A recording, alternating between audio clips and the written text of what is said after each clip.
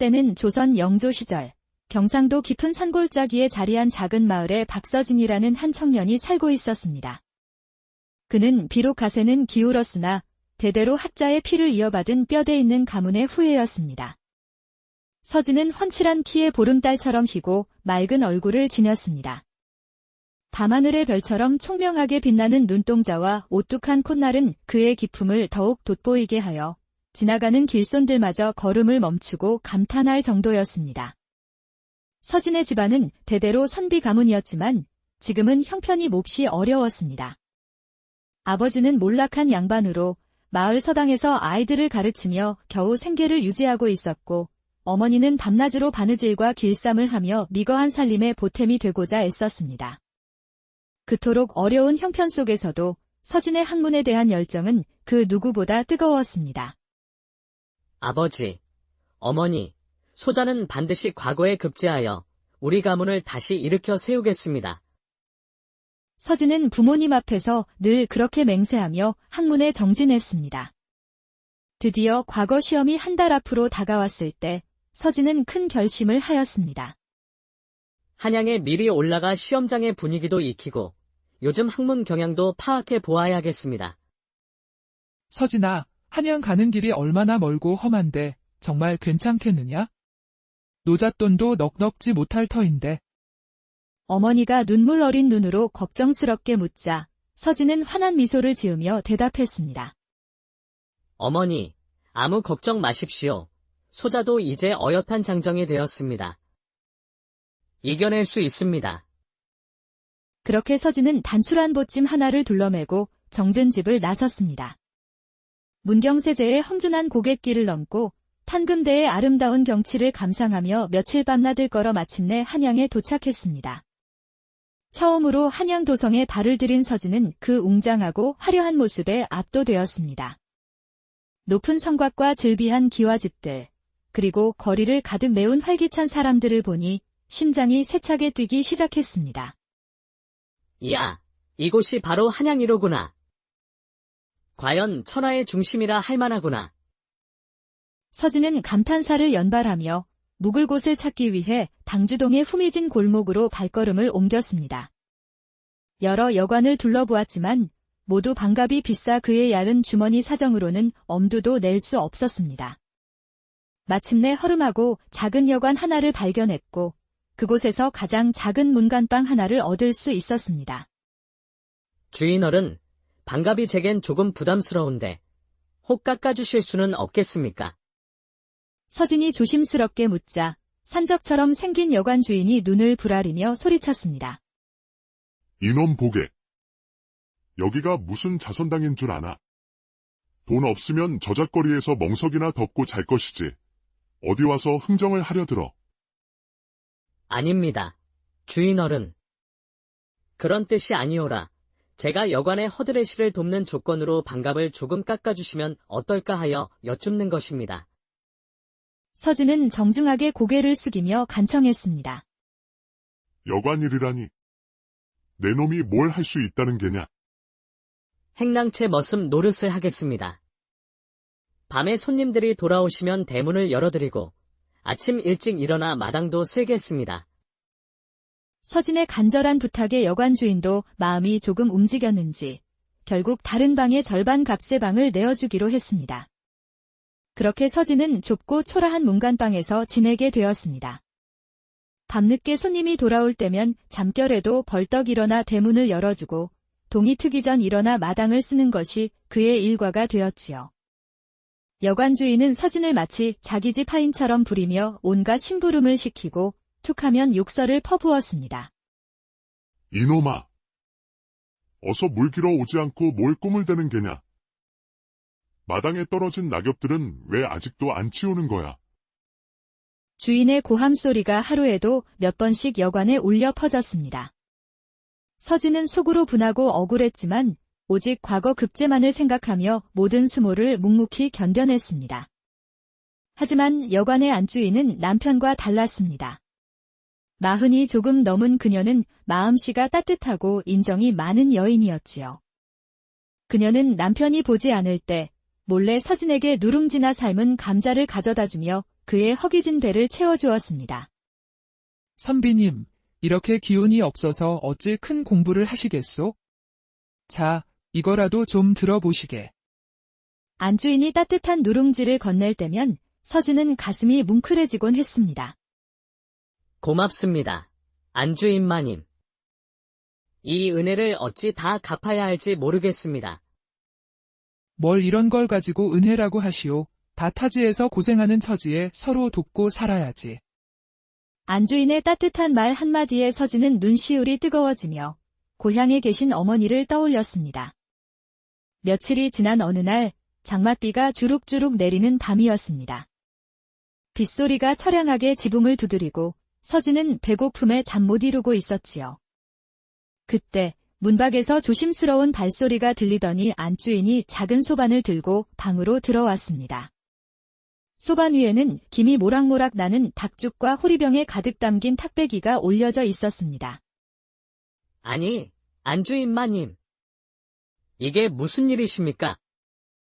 서진이 깜짝 놀라 일어서자 안주인이 조용히 하라는 손짓을 하며 말했습니다. 쉬. 조용히 하게. 바깥 양반이 들으면 큰일 나네. 하지만 이렇게 귀한 음식을 걱정 말게나. 그 영감은 노름판에 갔으니 내일 들어올지 모레 들어올지 아무도 몰라. 안주인은 빙그레 웃으며 소반을 서진 앞에 놓아주었습니다. 어서 들게, 식기 전에. 시장하던 참에 서진은 마파람에게 눈 감추듯 닭죽 한 그릇을 뚝딱 비워냈습니다. 정말 고맙습니다. 안주인마님. 정말. 별 말씀을. 젊은 사람이 큰 뜻을 품고 공부하려면 몸부터 튼튼해야지. 안주인은 콸콸 소리를 내며 탁배기 한 잔을 따라주었고 서진은 그것도 단숨에 들이켰습니다. 나도 한 잔 따라주게. 서진은 얼른 그녀에게도 잔을 채워주었습니다. 안주인은 술잔을 비운 뒤 깊은 한숨을 쉬며 자신의 신세 타령을 늘어놓기 시작했습니다. 아이고, 내 팔자야. 여관에서 돈푼이나 모았다 하면 저 영감탱이가 노름으로 몽땅 날려버리고 화가 나면 몇 날 며칠을 술독에 빠져 사니. 내 신세도 참 처량하지. 안주인의 목소리에는 깊은 한이 서려 있었습니다. 서진은 그런 그녀를 보며 마음이 아팠습니다. 어느덧 호리병이 비자 안주인은 부엌에서 술을 한 병 더 가져왔습니다. 마당을 가로질러 오는 동안 장대비를 맞아 야른 적삼이 몸에 착 달라붙어 40 넘은 여인의 풍만한 몸매가 그대로 드러났습니다. 젊은 혈기의 서진은 애써 눈을 돌리려 했지만 시선은 자꾸만 그리로 향했고 아랫도리가 불끈 솟아올랐습니다. 젖은 적삼을 벗으며 방으로 들어온 안주인은 서진의 그런 모습을 뚫어지게 보더니 갑자기 그의 것을 덥석 움켜쥐었습니다. 어머나, 젊은 선비께서 이렇게 애를 태우고 있었구려. 안주인의 눈빛이 묘하게 빛났습니다. 밖에는 장맛비가, 방 안에서는 뜨거운 소나기가 쏟아졌습니다. 한바탕 폭풍우가 지나간 뒤 온매무새를 고치며 안주인이 말했습니다. 우리 서방님은 이번 과거에 꼭 급제하고 나중에는 평안감사까지 오를 분이야. 그렇게만 된다면 더할 나위 없겠습니다. 서진은 미소를 지으며 지필목을 꺼내더니 종이에 글 한 줄을 써서 안주인에게 건넸습니다. 이게 뭔가? 호호호. 감사가 되면 천냥으로 이 은혜를 갚으리다. 박서진. 안주인은 그 글을 읽고는 유쾌하게 웃었습니다. 정말 그리 되면 얼마나 좋겠나. 그렇게 20년의 세월이 물 흐르듯 지나갔습니다. 서진은 그해 과거에 급제한 후 차근차근 관직을 쌓아 올려 마침내 평양감사의 자리에 올랐습니다. 어느 날 평양가명의 남루한 차림의 노파가 찾아와 자신이 평양감사의 이모라며 감사를 만나게 해달라고 생떼를 썼습니다. 이상하구나. 나에게는 이모가 없는데. 평양감사가 의아해하며 노파를 만나보니 놀랍게도 그녀는 바로 20년 전 당주동 여관의 안주인이었습니다. 감사 어른, 저를 기억하시겠사옵니까? 아니, 당주동 여관의 안주인마님 아니십니까? 어찌 이곳까지 오셨습니까? 그날 밤에 써주셨던 약조의 증표를 기름 먹여 이렇게 소중히 보관하고 있었나이다. 노파가 품속에서 꺼내든 누런 종이에는 감사가 되면 천냥으로 이 은혜를 갚으리다라는 글귀가 선명하게 적혀 있었습니다. 아이고, 이걸 정말로 가지고 계셨군요. 감사는 크게 웃으며 약속대로 천냥을 내어주고 노파를 극진히 대접했습니다. 감사어른, 정말 감사합니다. 이 큰 은혜를 어찌 보름 만에 한양 집으로 돌아온 그녀가 천냥 보다리를 풀자 중풍으로 누워있던 남편이 눈이 휘둥그레져서 물었습니다. 임자. 이 많은 돈이 다 어디서 난 돈이오? 노파는 이제 두려울 것이 없었기에 20년 전 그 비 오는 밤의 일을 자세히 이야기해 주었습니다. 그러자 영감이 버럭 화를 내며 하는 말이 가관이었습니다. 이 바보 천치 같은 여편네야. 기왕 주는 거, 하룻밤 더 자고 왔으면 2,000냥을 받았을 것 아니냐. 참으로 어리석고 욕심 많은 영감이었. 때는 조선 영조 시절 경상도 깊은 산골짜기에 자리한 작은 마을에 박서진이라는 한 청년이 살고 있었습니다. 그는 비록 가세는 기울었으나 대대로 학자의 피를 이어받은 뼈대 있는 가문의 후예였습니다. 서진은 훤칠한 키에 보름달처럼 희고 맑은 얼굴을 지녔습니다. 밤하늘의 별처럼 총명하게 빛나는 눈동자와 오뚝한 콧날은 그의 기품을 더욱 돋보이게 하여 지나가는 길손들마저 걸음을 멈추고 감탄할 정도였습니다. 서진의 집안은 대대로 선비 가문이었지만 지금은 형편이 몹시 어려웠습니다.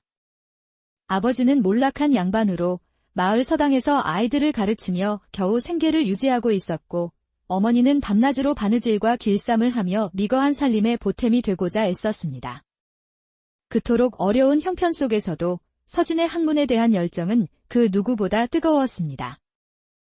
아버지, 어머니, 소자는 반드시 과거에 급제하여 우리 가문을 다시 일으켜 세우겠습니다. 서진은 부모님 앞에서 늘 그렇게 맹세하며 학문에 정진했습니다. 드디어 과거 시험이 한 달 앞으로 다가왔을 때 서진은 큰 결심을 하였습니다. 한양에 미리 올라가 시험장의 분위기도 익히고 요즘 학문 경향도 파악해 보아야겠습니다. 서진아, 한양 가는 길이 얼마나 멀고 험한데 정말 괜찮겠느냐?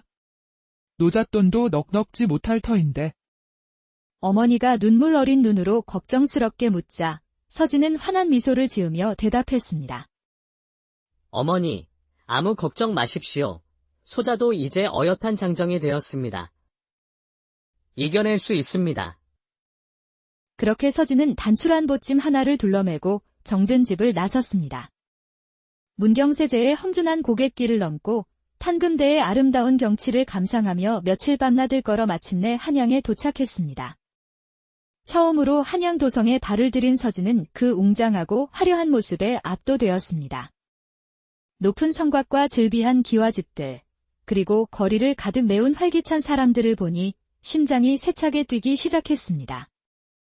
이야, 이곳이 바로 한양이로구나. 과연 천하의 중심이라 할 만하구나. 서진은 감탄사를 연발하며 묵을 곳을 찾기 위해 당주동의 후미진 골목으로 발걸음을 옮겼습니다. 여러 여관을 둘러보았지만 모두 반값이 비싸 그의 얇은 주머니 사정으로는 엄두도 낼 수 없었습니다. 마침내 허름하고 작은 여관 하나를 발견했고 그곳에서 가장 작은 문간방 하나를 얻을 수 있었습니다. 주인어른, 반값이 제겐 조금 부담스러운데 혹 깎아주실 수는 없겠습니까? 서진이 조심스럽게 묻자 산적처럼 생긴 여관 주인이 눈을 부라리며 소리쳤습니다. 이놈 보게. 여기가 무슨 자선당인 줄 아나? 돈 없으면 저잣거리에서 멍석이나 덮고 잘 것이지. 어디 와서 흥정을 하려 들어. 아닙니다. 주인어른. 그런 뜻이 아니오라. 제가 여관의 허드레시를 돕는 조건으로 반값을 조금 깎아주시면 어떨까 하여 여쭙는 것입니다. 서진은 정중하게 고개를 숙이며 간청했습니다. 여관일이라니. 내 놈이 뭘 할 수 있다는 게냐? 행랑채 머슴 노릇을 하겠습니다. 밤에 손님들이 돌아오시면 대문을 열어드리고 아침 일찍 일어나 마당도 쓸겠습니다. 서진의 간절한 부탁에 여관 주인도 마음이 조금 움직였는지 결국 다른 방의 절반 값의 방을 내어주기로 했습니다. 그렇게 서진은 좁고 초라한 문간방에서 지내게 되었습니다. 밤늦게 손님이 돌아올 때면 잠결에도 벌떡 일어나 대문을 열어주고 동이 트기 전 일어나 마당을 쓰는 것이 그의 일과가 되었지요. 여관 주인은 서진을 마치 자기 집 하인처럼 부리며 온갖 심부름을 시키고 툭하면 욕설을 퍼부었습니다. 이놈아! 어서 물 길어 오지 않고 뭘 꿈을 대는 게냐? 마당에 떨어진 낙엽들은 왜 아직도 안 치우는 거야? 주인의 고함 소리가 하루에도 몇 번씩 여관에 울려 퍼졌습니다. 서진은 속으로 분하고 억울했지만 오직 과거 급제만을 생각하며 모든 수모를 묵묵히 견뎌냈습니다. 하지만 여관의 안주인은 남편과 달랐습니다. 40이 조금 넘은 그녀는 마음씨가 따뜻하고 인정이 많은 여인이었지요. 그녀는 남편이 보지 않을 때 몰래 서진에게 누룽지나 삶은 감자를 가져다주며 그의 허기진 배를 채워주었습니다. 선비님, 이렇게 기운이 없어서 어찌 큰 공부를 하시겠소? 자, 이거라도 좀 들어보시게. 안주인이 따뜻한 누룽지를 건넬 때면 서진은 가슴이 뭉클해지곤 했습니다. 고맙습니다. 안주인마님. 이 은혜를 어찌 다 갚아야 할지 모르겠습니다. 뭘 이런 걸 가지고 은혜라고 하시오. 다 타지에서 고생하는 처지에 서로 돕고 살아야지. 안주인의 따뜻한 말 한마디에 서진은 눈시울이 뜨거워지며 고향에 계신 어머니를 떠올렸습니다. 며칠이 지난 어느 날 장맛비가 주룩주룩 내리는 밤이었습니다. 빗소리가 처량하게 지붕을 두드리고 서진은 배고픔에 잠 못 이루고 있었지요. 그때 문밖에서 조심스러운 발소리가 들리더니 안주인이 작은 소반을 들고 방으로 들어왔습니다. 소반 위에는 김이 모락모락 나는 닭죽과 호리병에 가득 담긴 탁배기가 올려져 있었습니다. 아니, 안주인마님. 이게 무슨 일이십니까? 서진이 깜짝 놀라 일어서자 안주인이 조용히 하라는 손짓을 하며 말했습니다. 쉬. 조용히 하게. 바깥 양반이 들으면 큰일 나네. 하지만 이렇게 귀한 음식을 걱정 말게나. 그 영감은 노름판에 갔으니 내일 들어올지 모레 들어올지 아무도 몰라. 안주인은 빙그레 웃으며 소반을 서진 앞에 놓아주었습니다. 어서 들게, 식기 전에. 시장하던 참에 서진은 마파람에게 눈 감추듯 닭죽 한 그릇을 뚝딱 비워냈습니다. 정말 고맙습니다. 안주인마님. 정말. 별 말씀을. 젊은 사람이 큰 뜻을 품고 공부하려면 몸부터 튼튼해야지. 안주인은 콸콸 소리를 내며 탁배기 한 잔을 따라주었고 서진은 그것도 단숨에 들이켰습니다. 나도 한 잔 따라주게.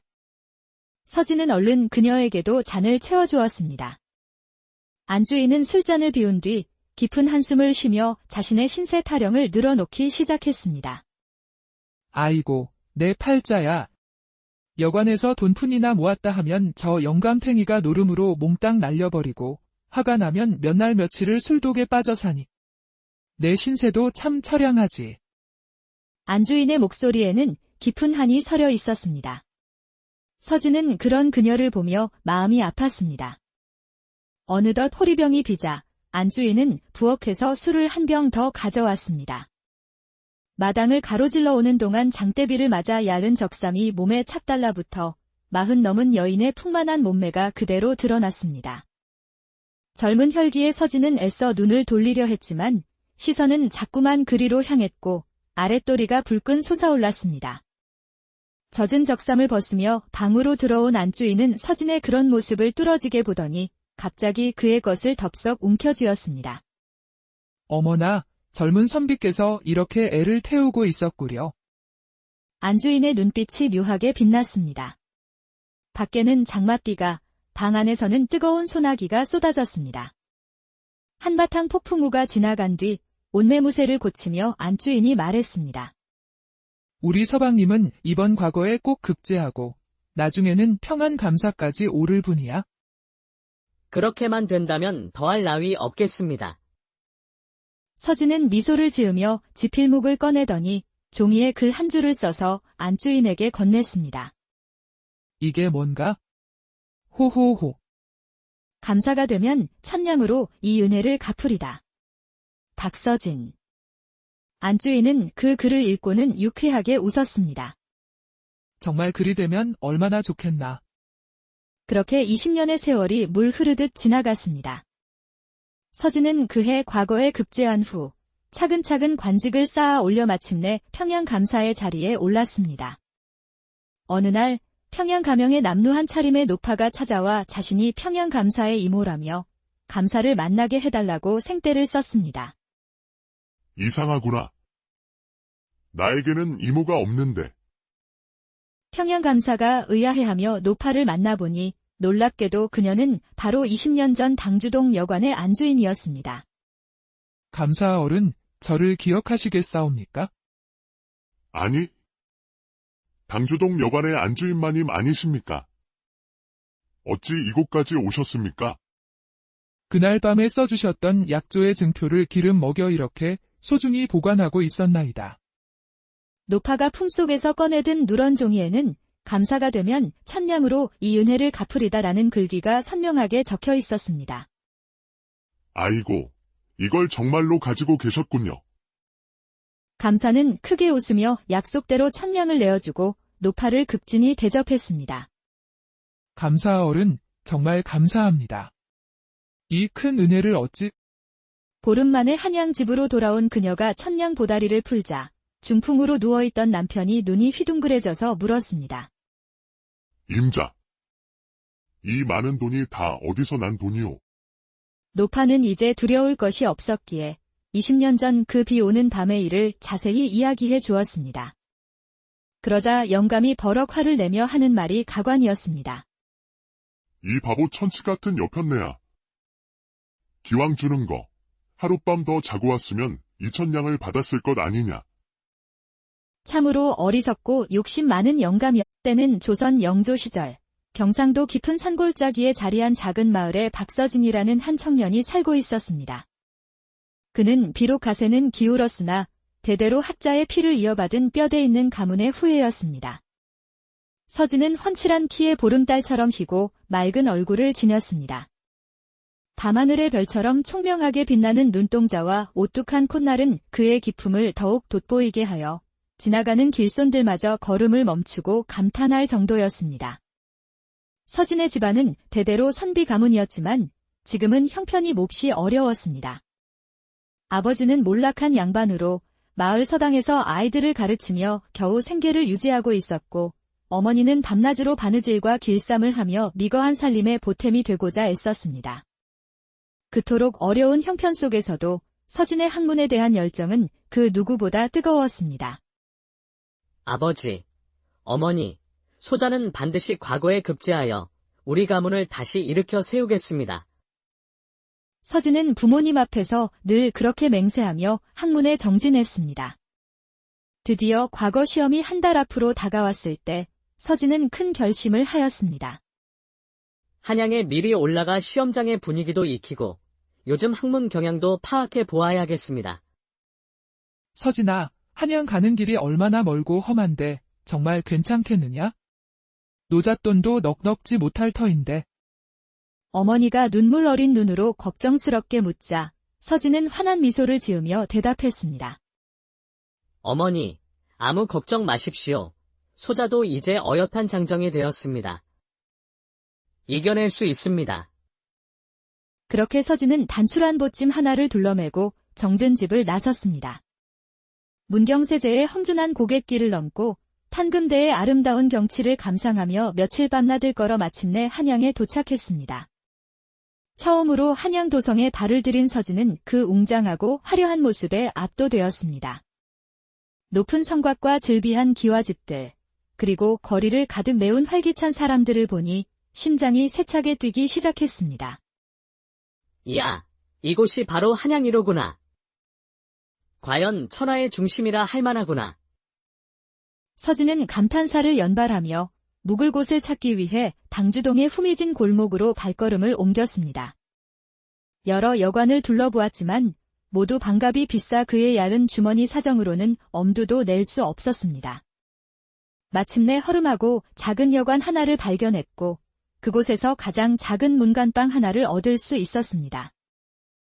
주인어른, 반갑이 제겐 조금 부담스러운데 혹 깎아주실 수는 없겠습니까? 서진이 조심스럽게 묻자 산적처럼 생긴 여관 주인이 눈을 부라리며 소리쳤습니다. 이놈 보게. 여기가 무슨 자선당인 줄 아나? 돈 없으면 저잣거리에서 멍석이나 덮고 잘 것이지. 어디 와서 흥정을 하려 들어. 아닙니다. 주인어른. 그런 뜻이 아니오라. 제가 여관의 허드레시를 돕는 조건으로 반갑을 조금 깎아주시면 어떨까 하여 여쭙는 것입니다. 서진은 정중하게 고개를 숙이며 간청했습니다. 여관일이라니. 내 놈이 뭘 할 수 있다는 게냐? 행랑채 머슴 노릇을 하겠습니다. 밤에 손님들이 돌아오시면 대문을 열어드리고 아침 일찍 일어나 마당도 쓸겠습니다. 서진의 간절한 부탁에 여관 주인도 마음이 조금 움직였는지 결국 다른 방의 절반 값의 방을 내어주기로 했습니다. 그렇게 서진은 좁고 초라한 문간방에서 지내게 되었습니다. 밤늦게 손님이 돌아올 때면 잠결에도 벌떡 일어나 대문을 열어주고 동이 트기 전 일어나 마당을 쓰는 것이 그의 일과가 되었지요. 여관 주인은 서진을 마치 자기 집 하인처럼 부리며 온갖 심부름을 시키고 툭하면 욕설을 퍼부었습니다. 이놈아. 어서 물 길어 오지 않고 뭘 꿈을 대는 게냐? 마당에 떨어진 낙엽들은 왜 아직도 안 치우는 거야? 주인의 고함 소리가 하루에도 몇 번씩 여관에 울려 퍼졌습니다. 서진은 속으로 분하고 억울했지만 오직 과거 급제만을 생각하며 모든 수모를 묵묵히 견뎌냈습니다. 하지만 여관의 안주인은 남편과 달랐습니다. 40이 조금 넘은 그녀는 마음씨가 따뜻하고 인정이 많은 여인이었지요. 그녀는 남편이 보지 않을 때 몰래 서진에게 누룽지나 삶은 감자를 가져다주며 그의 허기진 배를 채워주었습니다. 선비님, 이렇게 기운이 없어서 어찌 큰 공부를 하시겠소? 자, 이거라도 좀 들어보시게. 안주인이 따뜻한 누룽지를 건넬 때면 서진은 가슴이 뭉클해지곤 했습니다. 고맙습니다. 안주인마님. 이 은혜를 어찌 다 갚아야 할지 모르겠습니다. 뭘 이런 걸 가지고 은혜라고 하시오. 다 타지에서 고생하는 처지에 서로 돕고 살아야지. 안주인의 따뜻한 말 한마디에 서진은 눈시울이 뜨거워지며 고향에 계신 어머니를 떠올렸습니다. 며칠이 지난 어느 날 장맛비가 주룩주룩 내리는 밤이었습니다.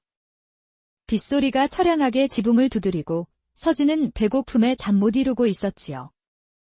그때 문 밖에서 조심스러운 발소리가 들리더니 안주인이 작은 소반을 들고 방으로 들어왔습니다. 소반 위에는 김이 모락모락 나는 닭죽과 호리병에 가득 담긴 탁배기가 올려져 있었습니다. 아니, 안주인마님. 이게 무슨 일이십니까? 서진이 깜짝 놀라 일어서자 안주인이 조용히 하라는 손짓을 하며 말했습니다. 쉬. 조용히 하게. 바깥 양반이 들으면 큰일 나네. 하지만 이렇게 귀한 음식을 걱정 말게나. 그 영감은 노름판에 갔으니 내일 들어올지 모레 들어올지 아무도 몰라.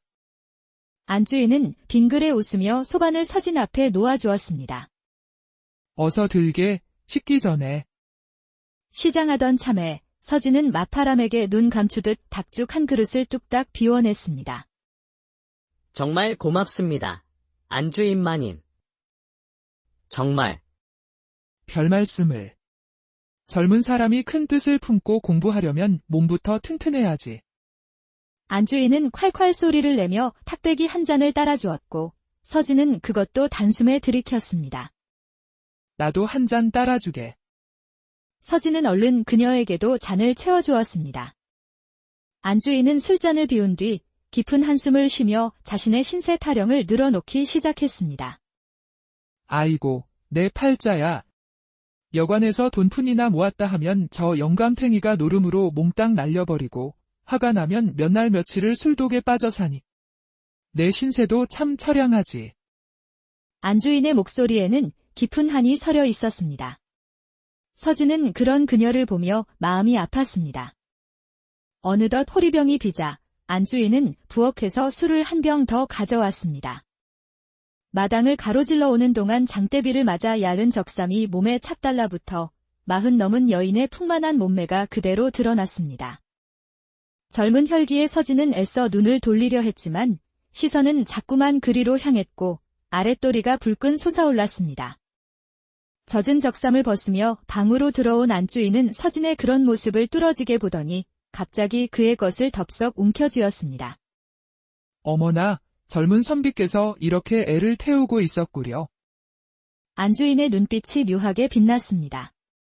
밖에는 장맛비가, 방 안에서는 뜨거운 소나기가 쏟아졌습니다.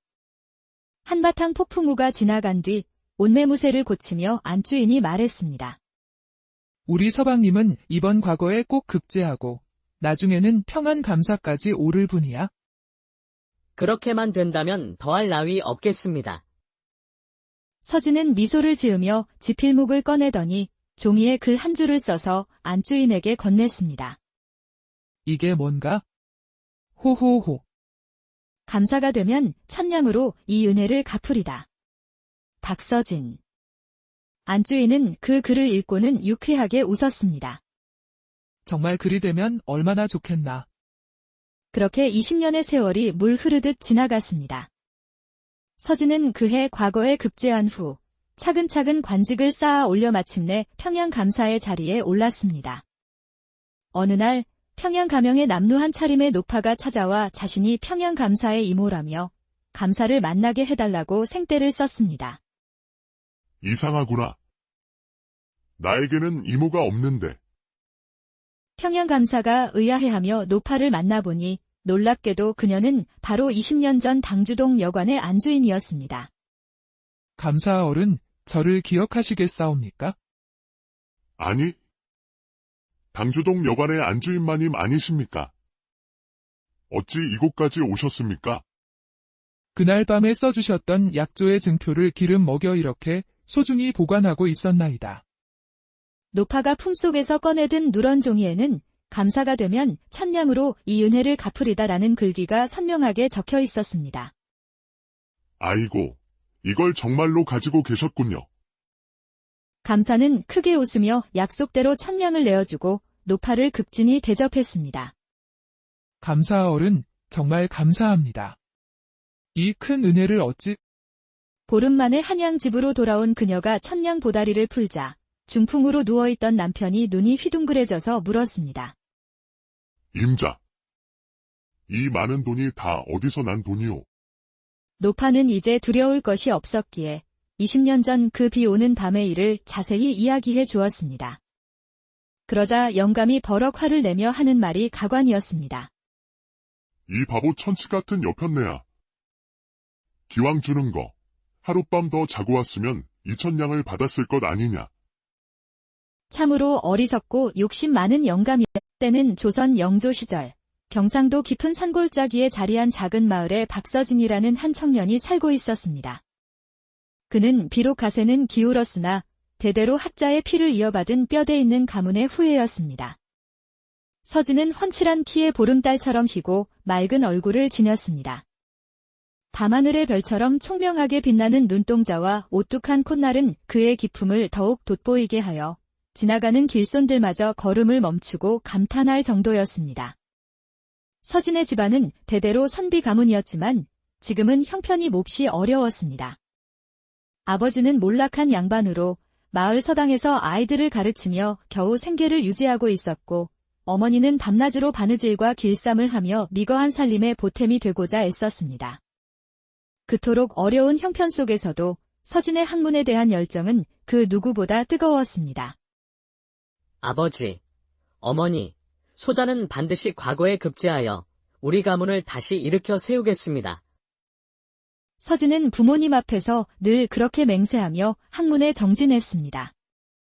드디어 과거 시험이 한 달 앞으로 다가왔을 때 서진은 큰 결심을 하였습니다. 한양에 미리 올라가 시험장의 분위기도 익히고 요즘 학문 경향도 파악해 보아야겠습니다.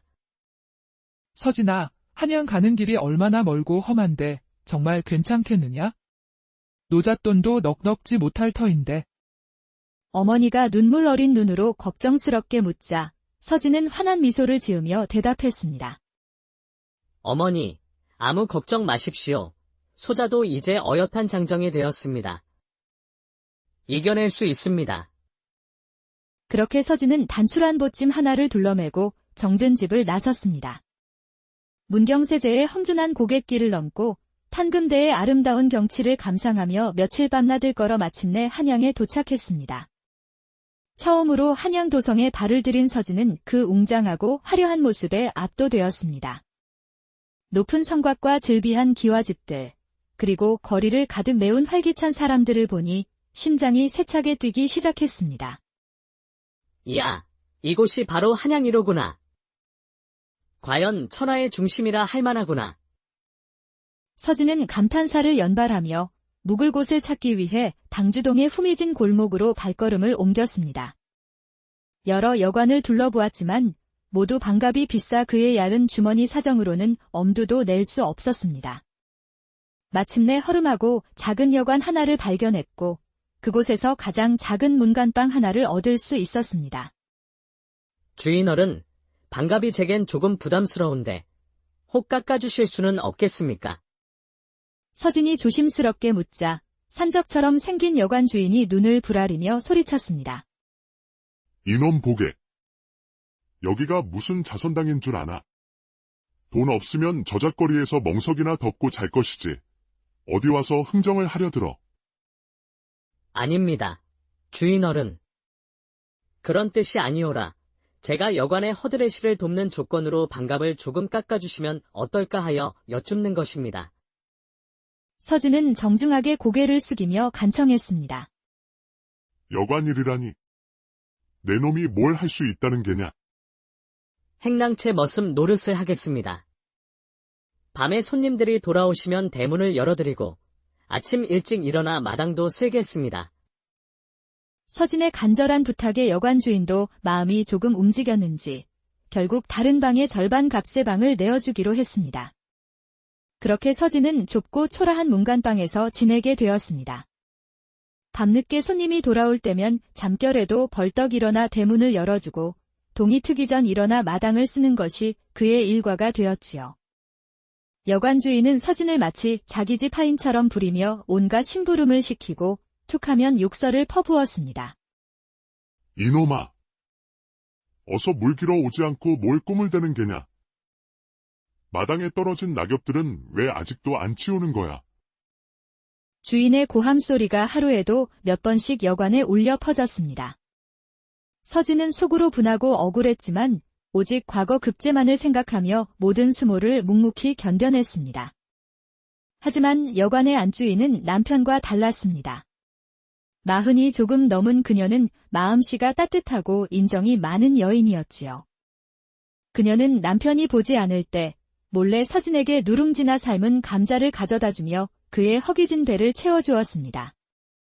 선비님, 이렇게 기운이 없어서 어찌 큰 공부를 하시겠소? 자, 이거라도 좀 들어보시게. 안주인이 따뜻한 누룽지를 건넬 때면 서진은 가슴이 뭉클해지곤 했습니다. 고맙습니다. 안주인 마님. 이 은혜를 어찌 다 갚아야 할지 모르겠습니다. 뭘 이런 걸 가지고 은혜라고 하시오. 다 타지에서 고생하는 처지에 서로 돕고 살아야지. 안주인의 따뜻한 말 한마디에 서진은 눈시울이 뜨거워지며 고향에 계신 어머니를 떠올렸습니다. 며칠이 지난 어느 날 장맛비가 주룩주룩 내리는 밤이었습니다. 빗소리가 처량하게 지붕을 두드리고 서진은 배고픔에 잠 못 이루고 있었지요. 그때 문밖에서 조심스러운 발소리가 들리더니 안주인이 작은 소반을 들고 방으로 들어왔습니다. 소반 위에는 김이 모락모락 나는 닭죽과 호리병에 가득 담긴 탁배기가 올려져 있었습니다. 아니, 안주인 마님. 이게 무슨 일이십니까? 서진이 깜짝 놀라 일어서자 안주인이 조용히 하라는 손짓을 하며 말했습니다. 쉬. 조용히 하게. 바깥 양반이 들으면 큰일 나네. 하지만 이렇게 귀한 음식을 걱정 말게나. 그 영감은 노름판에 갔으니 내일 들어올지 모레 들어올지 아무도 몰라. 안주인은 빙그레 웃으며 소반을 서진 앞에 놓아주었습니다. 어서 들게, 식기 전에. 시장하던 참에 서진은 마파람에게 눈 감추듯 닭죽 한 그릇을 뚝딱 비워냈습니다. 정말 고맙습니다. 안주인 마님. 정말. 별 말씀을. 젊은 사람이 큰 뜻을 품고 공부하려면 몸부터 튼튼해야지. 안주인은 콸콸 소리를 내며 탁배기 한 잔을 따라주었고 서진은 그것도 단숨에 들이켰습니다. 나도 한 잔 따라주게. 서진은 얼른 그녀에게도 잔을 채워주었습니다. 안주인은 술잔을 비운 뒤 깊은 한숨을 쉬며 자신의 신세 타령을 늘어놓기 시작했습니다. 아이고, 내 팔자야. 여관에서 돈푼이나 모았다 하면 저 영감탱이가 노름으로 몽땅 날려버리고 화가 나면 몇 날 며칠을 술독에 빠져 사니. 내 신세도 참 처량하지. 안주인의 목소리에는 깊은 한이 서려 있었습니다. 서진은 그런 그녀를 보며 마음이 아팠습니다. 어느덧 호리병이 비자 안주인은 부엌에서 술을 한 병 더 가져왔습니다. 마당을 가로질러 오는 동안 장대비를 맞아 야른 적삼이 몸에 착 달라붙어 40 넘은 여인의 풍만한 몸매가 그대로 드러났습니다. 젊은 혈기의 서진은 애써 눈을 돌리려 했지만 시선은 자꾸만 그리로 향했고 아랫도리가 불끈 솟아올랐습니다. 젖은 적삼을 벗으며 방으로 들어온 안주인은 서진의 그런 모습을 뚫어지게 보더니 갑자기 그의 것을 덥석 움켜쥐었습니다. 어머나, 젊은 선비께서 이렇게 애를 태우고 있었구려. 안주인의 눈빛이 묘하게 빛났습니다. 밖에는 장맛비가, 방 안에서는 뜨거운 소나기가 쏟아졌습니다. 한바탕 폭풍우가 지나간 뒤 온매무새를 고치며 안주인이 말했습니다. 우리 서방님은 이번 과거에 꼭 급제하고 나중에는 평안감사까지 오를 분이야. 그렇게만 된다면 더할 나위 없겠습니다. 서진은 미소를 지으며 지필목을 꺼내더니 종이에 글 한 줄을 써서 안주인에게 건넸습니다. 이게 뭔가? 호호호. 감사가 되면 천냥으로 이 은혜를 갚으리다. 박서진. 안주인은 그 글을 읽고는 유쾌하게 웃었습니다. 정말 그리 되면 얼마나 좋겠나. 그렇게 20년의 세월이 물 흐르듯 지나갔습니다. 서진은 그해 과거에 급제한 후 차근차근 관직을 쌓아 올려 마침내 평양감사의 자리에 올랐습니다. 어느 날 평양가명의 남루 한 차림의 노파가 찾아와 자신이 평양감사의 이모라며 감사를 만나게 해달라고 생떼를 썼습니다. 이상하구나. 나에게는 이모가 없는데. 평양감사가 의아해하며 노파를 만나보니 놀랍게도 그녀는 바로 20년 전 당주동 여관의 안주인이었습니다. 감사 어른, 저를 기억하시겠사옵니까? 아니. 당주동 여관의 안주인 마님 아니십니까? 어찌 이곳까지 오셨습니까? 그날 밤에 써주셨던 약조의 증표를 기름 먹여 이렇게 소중히 보관하고 있었나이다. 노파가 품속에서 꺼내든 누런 종이에는 감사가 되면 천냥으로 이 은혜를 갚으리다라는 글귀가 선명하게 적혀 있었습니다. 아이고, 이걸 정말로 가지고 계셨군요. 감사는 크게 웃으며 약속대로 천냥을 내어주고 노파를 극진히 대접했습니다. 감사 어른, 정말 감사합니다. 이 큰 은혜를 어찌... 보름 만에 한양집으로 돌아온 그녀가 천냥 보다리를 풀자 중풍으로 누워있던 남편이 눈이 휘둥그레져서 물었습니다. 임자. 이 많은 돈이 다 어디서 난 돈이오? 노파는 이제 두려울 것이 없었기에 20년 전 그 비 오는 밤의 일을 자세히 이야기해 주었습니다. 그러자 영감이 버럭 화를 내며 하는 말이 가관이었습니다. 이 바보 천치 같은 여편네야. 기왕 주는 거, 하룻밤 더 자고 왔으면 2,000냥을 받았을 것 아니냐. 참으로 어리석고 욕심 많은 영감이었. 때는 조선 영조 시절 경상도 깊은 산골짜기에 자리한 작은 마을에 박서진이라는 한 청년이 살고 있었습니다. 그는 비록 가세는 기울었으나 대대로 학자의 피를 이어받은 뼈대 있는 가문의 후예였습니다. 서진은 훤칠한 키에 보름달처럼 희고 맑은 얼굴을 지녔습니다. 밤하늘의 별처럼 총명하게 빛나는 눈동자와 오뚝한 콧날은 그의 기품을 더욱 돋보이게 하여 지나가는 길손들마저 걸음을 멈추고 감탄할 정도였습니다. 서진의 집안은 대대로 선비 가문이었지만 지금은 형편이 몹시 어려웠습니다. 아버지는 몰락한 양반으로 마을 서당에서 아이들을 가르치며 겨우 생계를 유지하고 있었고 어머니는 밤낮으로 바느질과 길쌈을 하며 미거한 살림에 보탬이 되고자 애썼습니다. 그토록 어려운 형편 속에서도 서진의 학문에 대한 열정은 그 누구보다 뜨거웠습니다. 아버지, 어머니, 소자는 반드시 과거에 급제하여 우리 가문을 다시 일으켜 세우겠습니다. 서진은 부모님 앞에서 늘 그렇게 맹세하며 학문에 정진했습니다. 드디어 과거 시험이 한 달 앞으로 다가왔을 때 서진은 큰 결심을 하였습니다. 한양에 미리 올라가 시험장의 분위기도 익히고 요즘 학문 경향도 파악해 보아야겠습니다. 서진아, 한양 가는 길이 얼마나 멀고 험한데 정말 괜찮겠느냐? 노잣돈도 넉넉지 못할 터인데. 어머니가 눈물 어린 눈으로 걱정스럽게 묻자 서진은 환한 미소를 지으며 대답했습니다. 어머니, 아무 걱정 마십시오. 소자도 이제 어엿한 장정이 되었습니다. 이겨낼 수 있습니다. 그렇게 서진은 단출한 보찜 하나를 둘러매고 정든 집을 나섰습니다. 문경세제의 험준한 고갯길을 넘고 탄금대의 아름다운 경치를 감상하며 며칠 밤낮을 걸어 마침내 한양에 도착했습니다. 처음으로 한양 도성에 발을 들인 서진은 그 웅장하고 화려한 모습에 압도되었습니다. 높은 성곽과 즐비한 기와집들, 그리고 거리를 가득 메운 활기찬 사람들을 보니 심장이 세차게 뛰기 시작했습니다. 이야, 이곳이 바로 한양이로구나. 과연 천하의 중심이라 할 만하구나. 서진은 감탄사를 연발하며 묵을 곳을 찾기 위해 당주동의 후미진 골목으로 발걸음을 옮겼습니다. 여러 여관을 둘러보았지만 모두 반값이 비싸 그의 얇은 주머니 사정으로는 엄두도 낼 수 없었습니다. 마침내 허름하고 작은 여관 하나를 발견했고 그곳에서 가장 작은 문간방 하나를 얻을 수 있었습니다. 주인어른, 반값이 제겐 조금 부담스러운데 혹 깎아주실 수는 없겠습니까? 서진이 조심스럽게 묻자 산적처럼 생긴 여관 주인이 눈을 부라리며 소리쳤습니다.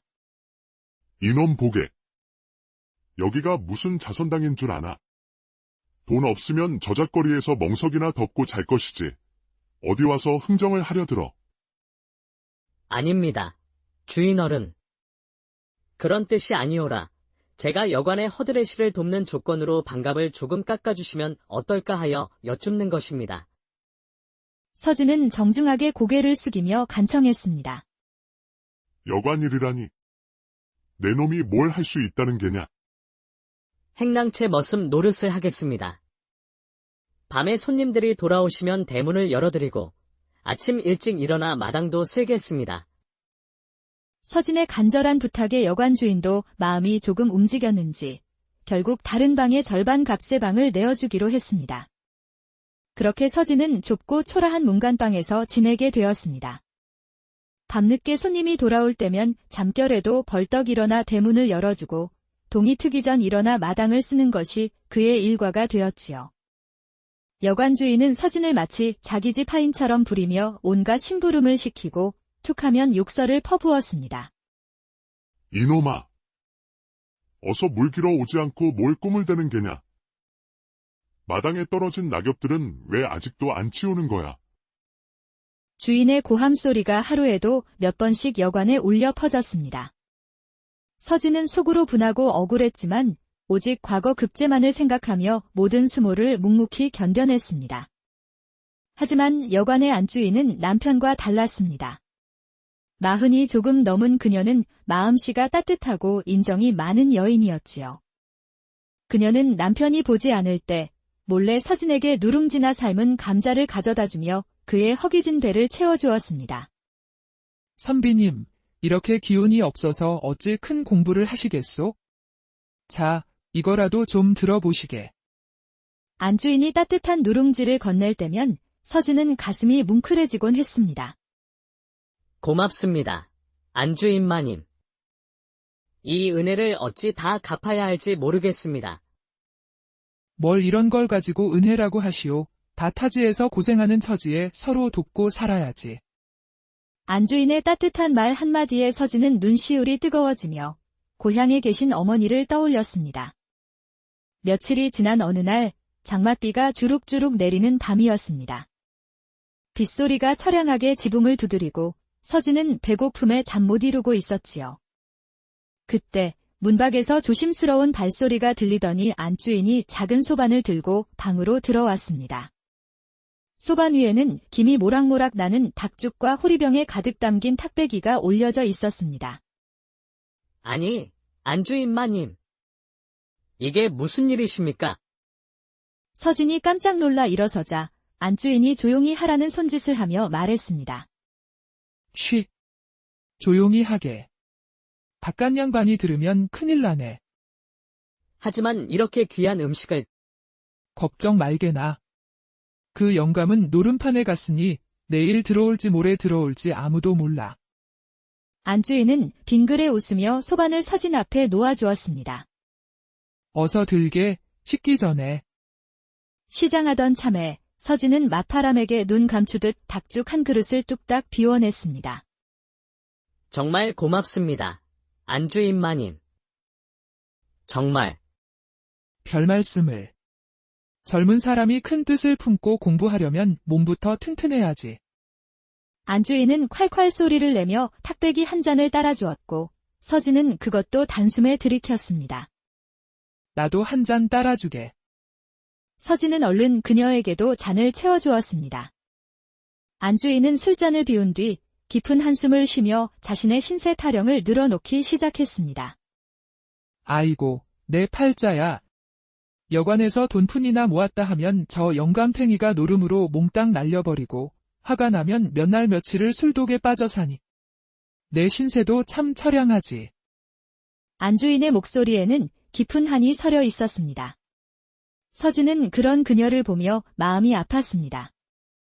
어느덧 호리병이 비자 안주인은 부엌에서 술을 한 병 더 가져왔습니다. 마당을 가로질러 오는 동안 장대비를 맞아 야른 적삼이 몸에 착 달라붙어 40 넘은 여인의 풍만한 몸매가 그대로 드러났습니다. 젊은 혈기의 서진은 애써 눈을 돌리려 했지만 시선은 자꾸만 그리로 향했고 아랫도리가 불끈 솟아올랐습니다. 젖은 적삼을 벗으며 방으로 들어온 안주인은 서진의 그런 모습을 뚫어지게 보더니 갑자기 그의 것을 덥석 움켜쥐었습니다. 어머나, 젊은 선비께서 이렇게 애를 태우고 있었구려. 안주인의 눈빛이 묘하게 빛났습니다. 밖에는 장맛비가, 방 안에서는 뜨거운 소나기가 쏟아졌습니다.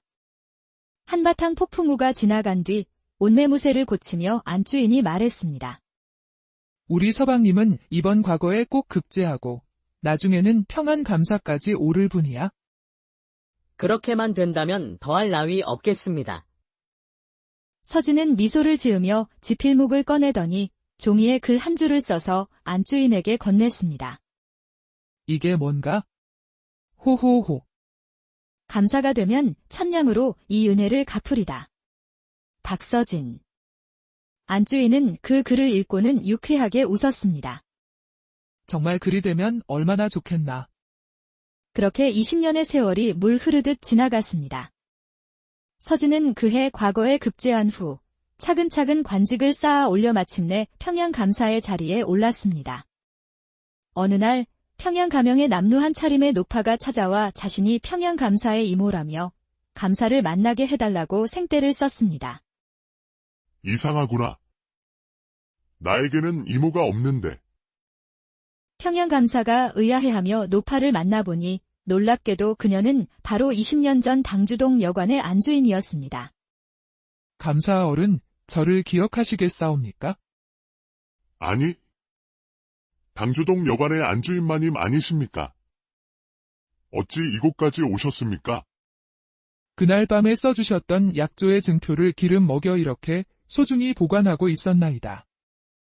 노파가 품속에서 꺼내든 누런 종이에는 감사가 되면 천냥으로 이 은혜를 갚으리다라는 글귀가 선명하게 적혀 있었습니다. 아이고, 이걸 정말로 가지고 계셨군요.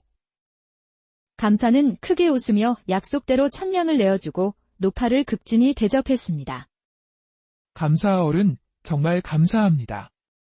이 큰 은혜를 어찌 보름 만에 한양 집으로 돌아온 그녀가 천냥 보다리를 풀자 중풍으로 누워있던 남편이 눈이 휘둥그레져서 물었습니다. 임자. 이 많은 돈이 다 어디서 난 돈이오? 노파는 이제 두려울 것이 없었기에 20년 전 그 비 오는 밤의 일을 자세히 이야기해 주었습니다. 그러자 영감이 버럭 화를 내며 하는 말이 가관이었습니다. 이 바보 천치 같은 여편네야. 기왕 주는 거, 하룻밤 더 자고 왔으면 2,000냥을 받았을 것 아니냐. 참으로 어리석고 욕심 많은 영감이었. 때는 조선 영조 시절 경상도 깊은 산골짜기에 자리한 작은 마을에 박서진이라는 한 청년이 살고 있었습니다. 그는 비록 가세는 기울었으나 대대로 학자의 피를 이어받은 뼈대 있는 가문의 후예였습니다. 서진은 훤칠한 키에 보름달처럼 희고 맑은 얼굴을 지녔습니다. 밤하늘의 별처럼 총명하게 빛나는 눈동자와 오뚝한 콧날은 그의 기품을 더욱 돋보이게 하여 지나가는 길손들마저 걸음을 멈추고 감탄할 정도였습니다. 서진의 집안은 대대로 선비 가문이었지만 지금은 형편이 몹시 어려웠습니다. 아버지는 몰락한 양반으로 마을 서당에서 아이들을 가르치며 겨우 생계를 유지하고 있었고 어머니는 밤낮으로 바느질과 길쌈을 하며 미거한 살림에 보탬이 되고자 애썼습니다. 그토록 어려운 형편 속에서도 서진의 학문에 대한 열정은 그 누구보다 뜨거웠습니다. 아버지, 어머니, 소자는 반드시 과거에 급제하여 우리 가문을 다시 일으켜 세우겠습니다. 서진은 부모님 앞에서 늘 그렇게 맹세하며 학문에 정진했습니다. 드디어 과거 시험이 한 달 앞으로 다가왔을 때 서진은 큰 결심을 하였습니다. 한양에 미리 올라가 시험장의 분위기도 익히고 요즘 학문 경향도 파악해 보아야겠습니다. 서진아, 한양 가는 길이 얼마나 멀고 험한데 정말 괜찮겠느냐? 노잣돈도 넉넉지 못할 터인데. 어머니가 눈물 어린 눈으로 걱정스럽게 묻자 서진은 환한 미소를 지으며 대답했습니다. 어머니, 아무 걱정 마십시오. 소자도 이제 어엿한 장정이 되었습니다. 이겨낼 수 있습니다.